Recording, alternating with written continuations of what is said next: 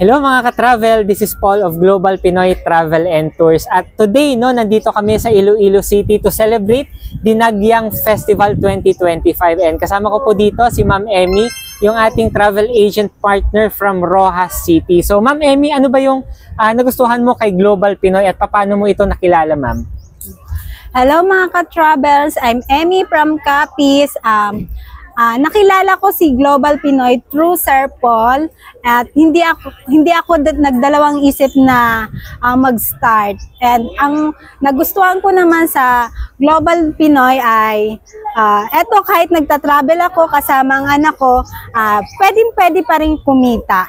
And kung gusto nyo rin na mag-join kay Global Pinoy, you can message us. Ayun, so thank you so much Ma'am Emmy. Kaya sa mga viewers natin dyan, kung isa ka ding housewife, di ba, katulad ni Ma'am Emmy na gustong kumita kahit nasa bahay lang or kahit nagtatravel ka.